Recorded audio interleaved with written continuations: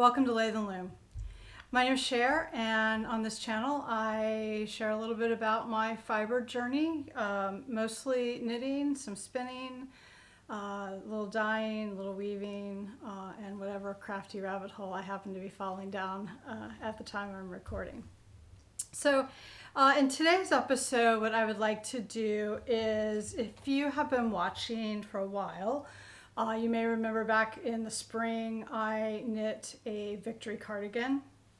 This is a pattern by Corinne Tomlinson, who is the owner of the Woolly Thistle online yarn shop. I'm sure you've heard of it. And I knit that out of the called for Rama Vams, I believe. And so I really liked the pattern. I did purchase the course that Corinne has available on the website to do that, to help me kind of step through really what I'm looking for. And my quest last year and going into this year is about learning how to better fit garments. I'm not a standard size, as are most of us not, in some way or another, and really just kind of want to get my knits to be something that I am really happy to wear and that fit well. I'm really happy with the fit of the first Victory Cardigan. It has nice shaping. She did a really nice job of fitting, so you don't have a lot of extra fabric in weird places. And I did customize that a fair amount, kind of trying on as I went. When I knit this second one, I have used the pattern, and I went back and looked at all the measurements and stitches definition that I did. I did knit, I believe, to the gauge of the pattern. My gauge was 16 stitches and 22 rows to 4 inches. For this sweater, I have used the wool of the Andes worsted, and the colorway is Claret Heather. So I'll put a few pictures of some of the in-progress knitting, and this actually took very little time. I knitted up, I think, in less than 3 weeks. It's been sitting between needing to block, and then it's been ready for a few weeks, and I wanted to record the steeking because that was a really popular episode in one of my I think my first episode maybe, when I steeked my woodlark shawl. And so I thought it would be nice to kind of walk through that portion of this pattern. And so it's kind of been languishing. I'm ready to get on with it. So the holiday break seemed like a really good time to be able to do that. So anyway, I have knit that in this Claret Heather. Here is where we are today. And I will pop in a photo of me wearing it in this stage, and I'll walk through it kind of when I get to the flat part of the work. But what we've got here is everything is done. I have blocked it. I have done the edging, so I used I-cord edging rather than the ribbed edging. She does have that that instruction in the pattern and in her course material, and everything else I have knit to size G of the pattern.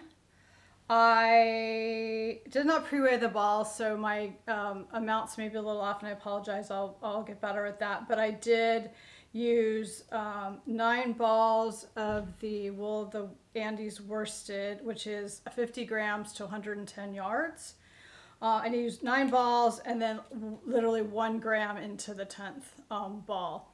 I left some fairly long tails throughout. I probably could have gotten it back to that straight 9 balls, but so 850 grams, something like 900 yards if my math is correct. So what I'm going to do is I'm going to walk you through what I've done. So I have, of course, I did the steek. I have done the crochet reinforcement. Corinne does have that in her class, and you can find other technique videos of that, so I didn't record that. I don't think it's a proprietary technique, but I want to be respectful of the materials that she's put out there, so I'm not going to really demonstrate that, but it's quite easy, simple single crochet. What I'm going to show you, I'm going to needle felt a little bit. Now I have washed and blocked this twice now. I washed and blocked it before I did the I-cord edging and after I did the I-cord edging, so the middle's been washed, you know, twice, the body essentially. So I'm gonna just do a little bit of needle felting on that to just give that extra little bit, although because I've not steeked with the wool the Andes, but it is a non-superwash.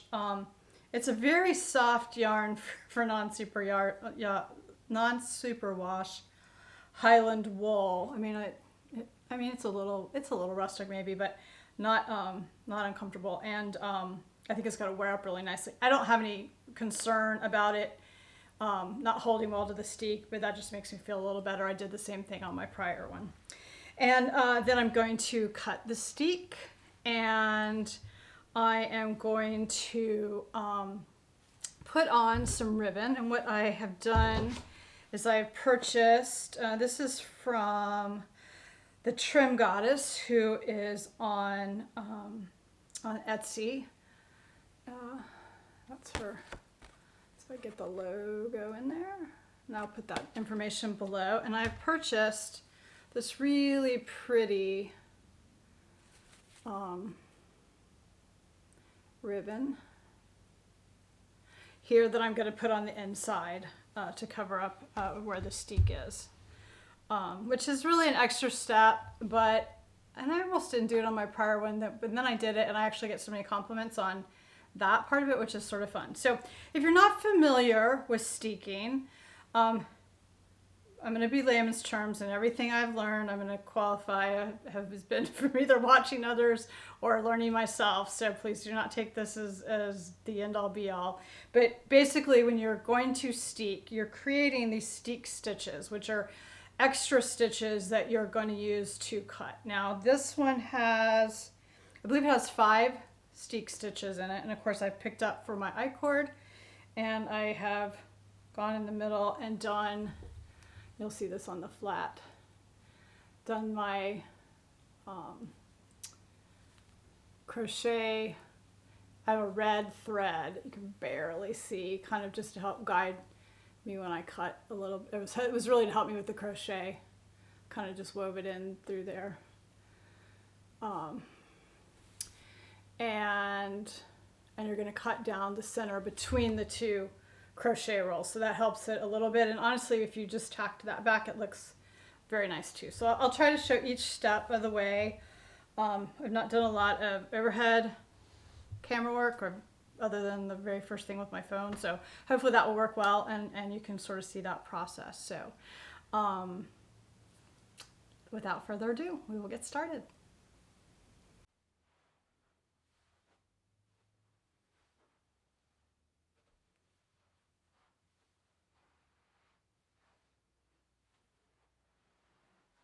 Okay, so here we've got this is the I-cord border. Here's the steek stitches here in the middle, and here is my crochet reinforcement, and then right down here in the middle where I have that red thread sort of running through is where we're going to cut the steek. So prior to doing that, I want to do a quick little needle felting, and I won't record the whole process here, but just start up at the top here. And all I'm going to do is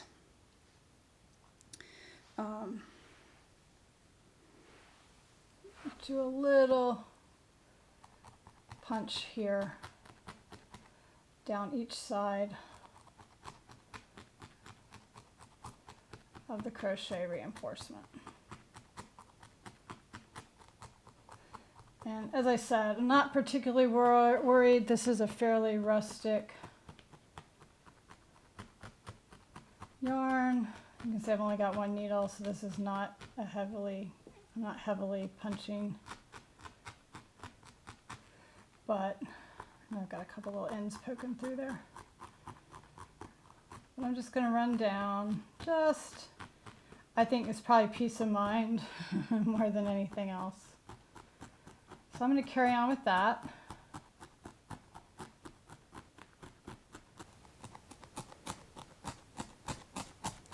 Just a really down and up motion. Again, this is my own method. If you are taught differently or know better, please follow your own path. This just really just, this is a, if you're not familiar, so I have a sponge under here. This is a barbed, very sharp needle. It's got little tiny barbs in it. I don't know if the camera will focus on that. And it just sort of grabs and pulls together. I assume the wool is the process. So again, I'm just going to carry on with that, and I'll be back.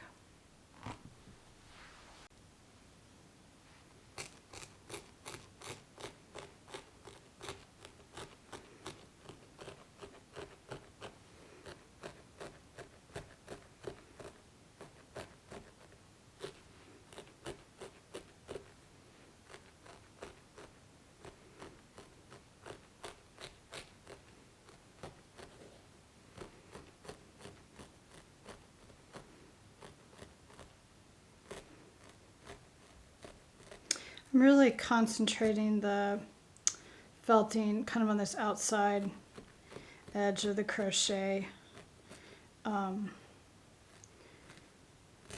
reinforcement. You could reinforce it with a sewing machine. I think a lot of people do that, and then this would be like a completely unnecessary step. It's probably an unnecessary step anyway, as I noted, but because this is fairly rustic yarn. But it's kind of my little mental safety net, I guess. I like the crochet because the needle's already in the bag. I don't have to get the machine out, and I think, whatever works for you all. So that's the sponge that's underneath. So the next step here, I'm going to get a pair of scissors, and we are going to commence to cut.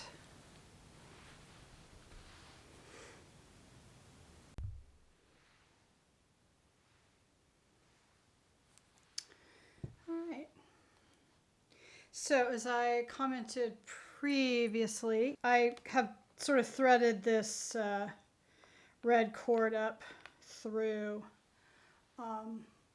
between the stitches, and you can see my fingers there, I think, through that. So that's where we're going to cut up, right between those two lines. So I'm just going to use that to sort of help guide me. I did put my Omni grid mat under here just for a bit of security. I don't usually do that, but I didn't want to be messing with the camera and not pay attention or something. So and then we're just gonna snip right on up.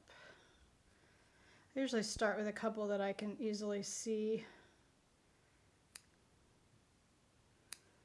I say usually, I've only done this 3 times. That cast on one's a little more hidden, so just come down here.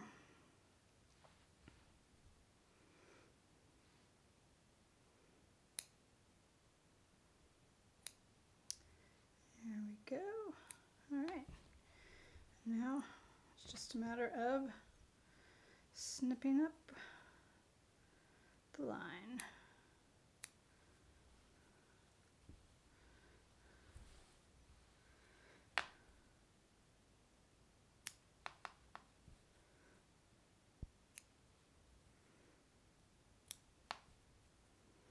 Usually use a little bit longer pair of scissors. I should have probably gone down and gotten them. Pull this up a bit out of the way.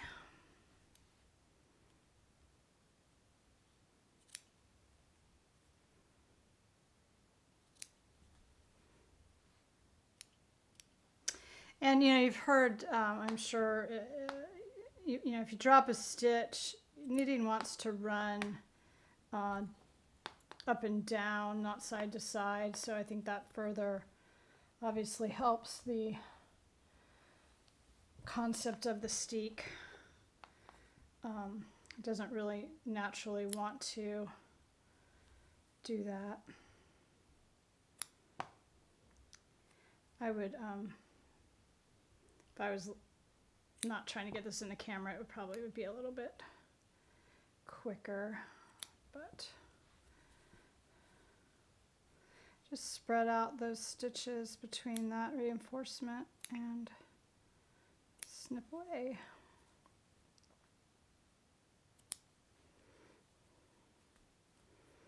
Really trying to stretch it to not cut into that crochet chain if I can help it, which again probably is not super important, but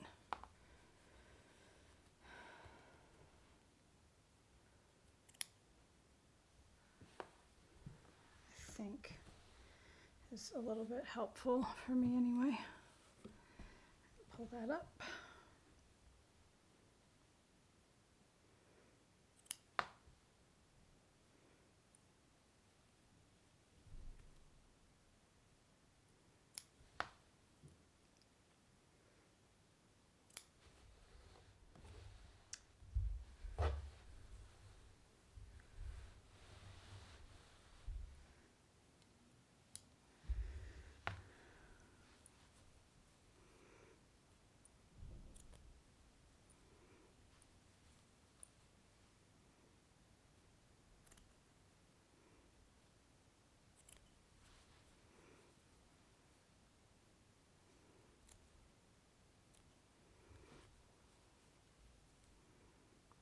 Of course, the advantage of steeking is you're able to knit in the round, which I think for most of us is probably a little bit faster than purling on the back flat. Certainly with color work, it's most people's preference, I believe. It may not be everyone's.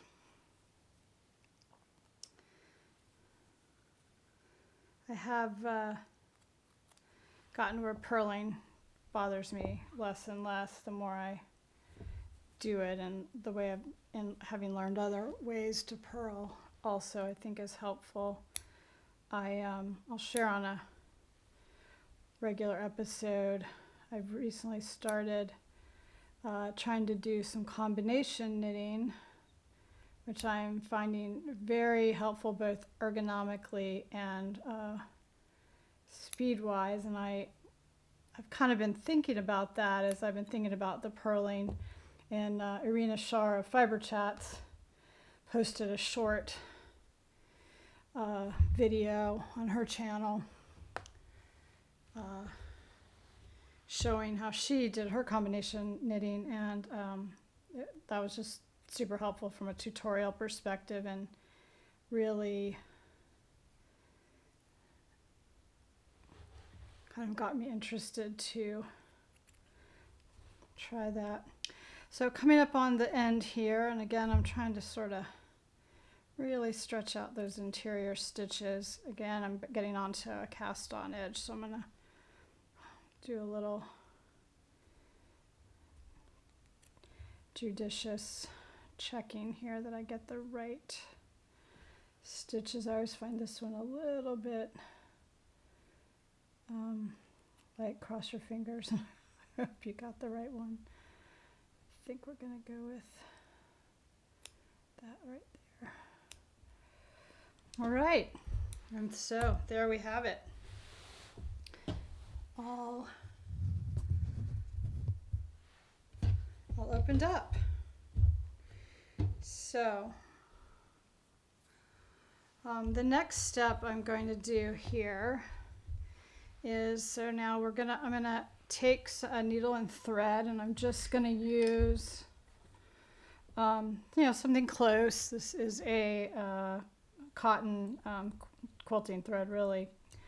That's, you know, similar in, you can see the rich, hopefully the rich color of this heathered yarn. You've got, you know, the purple and the blue and the red, so it's not going to show anyway, but I'm going to come over here, turn this back, and on the back side I'm just going to do a light whip stitch inside on both edges to tack that down, and then we will place the ribbon. So I'll come back with a little piece of that and we'll move on.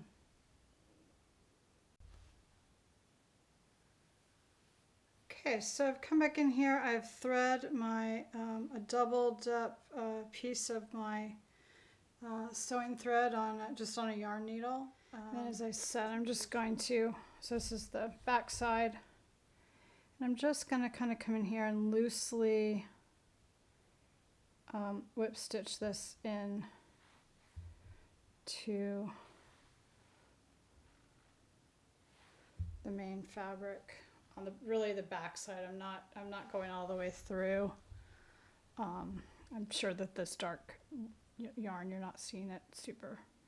I'm just going to kind of catch, you know, kind of half a stitch, and I'm not doing anything fancy. I'm really picking up kind of the middle of, I'm kind of tucking. If I've got a little layer there, I'll tuck it. Just kind of coming up, you know, midway through that yarn, and then back up through here. And I'm just going to do that down both sides. Just kind of makes it a little bit easier with the sewing of the ribbon later to have that kind of straight and flat. You can see though how nice that it really is. And again, I'm not going all the way through. I'm really grabbing a piece of that bottom yarn. You can see I'm not going through the fabric there, but you can see even just like that, looks perfectly nice. You could do it totally on its own. The ribbon is really just that added embellishment. And I really did not plan to do it, but as I said, I had a lot of compliments on how it looked in the first Victory Cardigan, the red one, with that Rama PT3, or Rama Vams PT3 yarn. And it is a really nice, I think, finishing detail. And for a, you know, hand knit garment that you've taken that time and you've spent the money on the yarn, why not give it that extra little embellishment, even if you primarily are the only one that will see it. So it feels very nice and finished, and I'm kind of proud of that. I did do buttonholes on the first one. I'm just kind of stretching that ever so slightly, making sure I'm not tensioning up. I did do buttons on the first cardigan, buttonholes rather, on the first cardigan, and I did get buttons. I purchased that yarn and buttons with the kit and the pattern from the Woolly Thistle. On this one, I opted not to do buttons, or buttonholes rather, really because I find I wear it more of them as a jacket, kind of, and I will say that Rama Vams PT3, like that is an heirloom. It is stunning yarn knit up, and the more I wash it and wear it, it's just beautiful and soft and very thick, you know, very good for wind. So, but with this one, what I've decided to do is, I asked for these for Christmas, and my mom and my sister and my dad were really gracious and each gave me some. These are from Jules Designs. I'll put that link below. And you pop off this little screw here, and you can pop these in to the garment. Just, I'm going to put it here. Obviously it's on the back side, and pop that in and then screw that in, and you can use them, you know, on multiple garments, which I just think is super neat way to work with to have them and not have it permanent. So I could, you know, you could do one, you could do multiple, you could button it up and, you know, do it as a pullover. You could just have it as decorative. There's a lot of other fasteners and clasps as well. So, but I just think these are really very pretty. Sorry, a little bit backwards on the camera here. To do. So that's my plan for this one. So I'm going to just keep stitching up this, and then we'll be back. All right, so here we are. I've cut the steek, and I've gone in and just lightly tacked down those crochet reinforcements, so that crochet chain on the sides of the steek, or the middle of the steek. And I think, you know, it looks quite neat, and you could certainly leave it this way. I just love the I-cord border on this. I think it gives it such a nice finish. If you go on to the Ravelry projects for the Victory Cardigan, there are some of the, I think there may have even been in the test knits where folks have done a contrast. So there's one with a gray body and black I-cord, and I think they even did I-cord frog closures.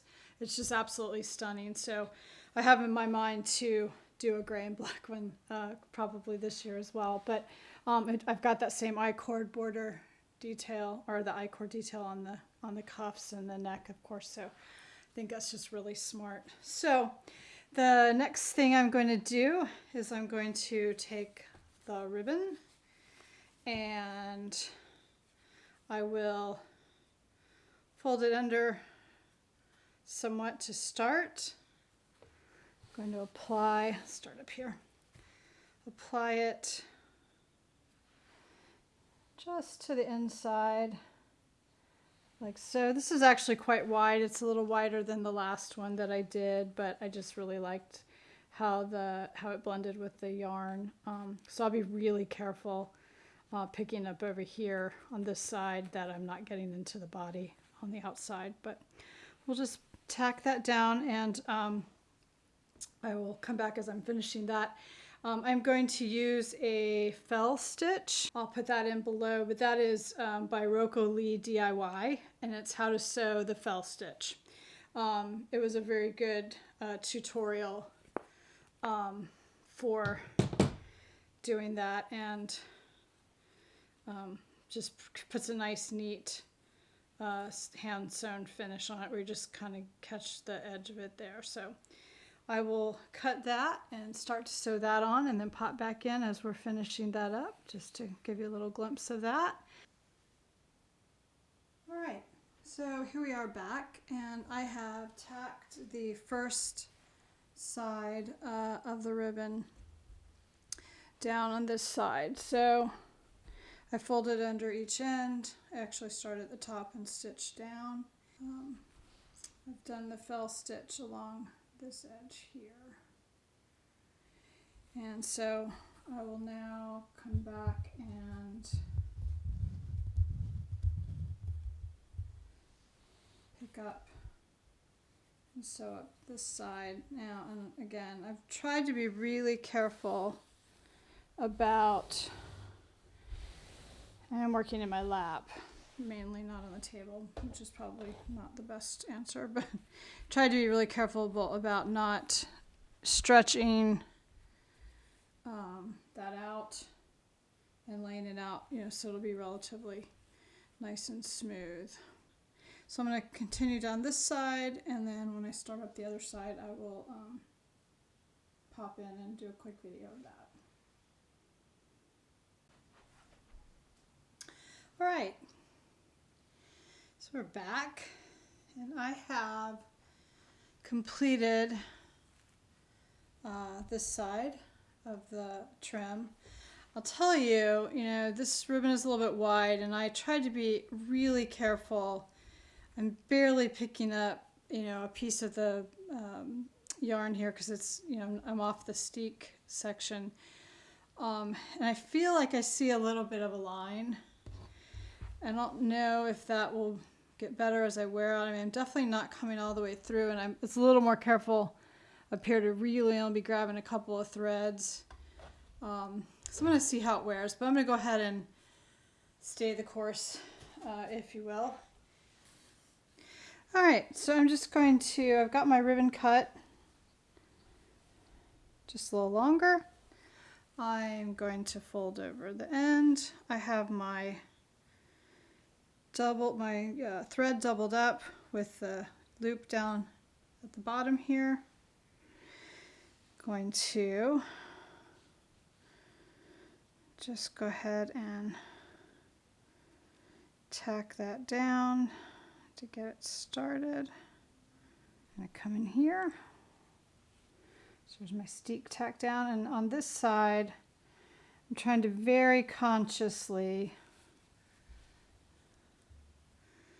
line up and catch just the outside of that crocheted edge as I work my way up.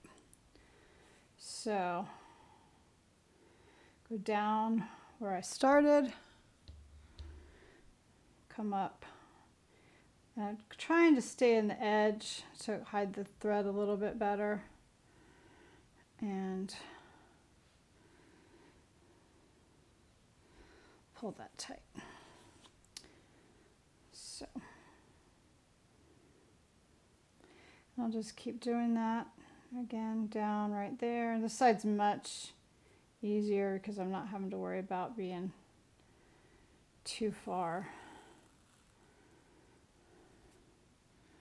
into the fabric with having the Steek right there.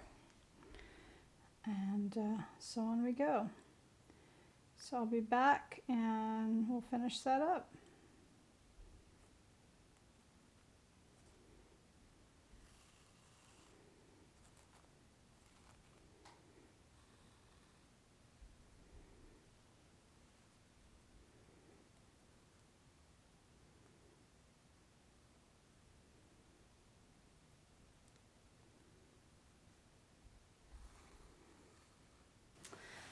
All right, so here we are, all finished. Got the ribbon down both sides. I will say, as I did the second side, which now I'm trying to think this is the second side. As I did this side, I did lay it on the table to get it a little bit flatter. And so you don't have, I don't see the line as much as I do over here. I'm just going to wear it and see how it does. Unlikely that I would do anything with it before spring because I'm ready to just wear it, and I'm really happy with the fit. I'm happy with the shaping and the overall looks. I think I'll get a lot of wear out of it. So I hope you picked up something that maybe you didn't know or that was just fun to watch, and I appreciate you joining me along for the journey. Thanks so much. Bye everybody.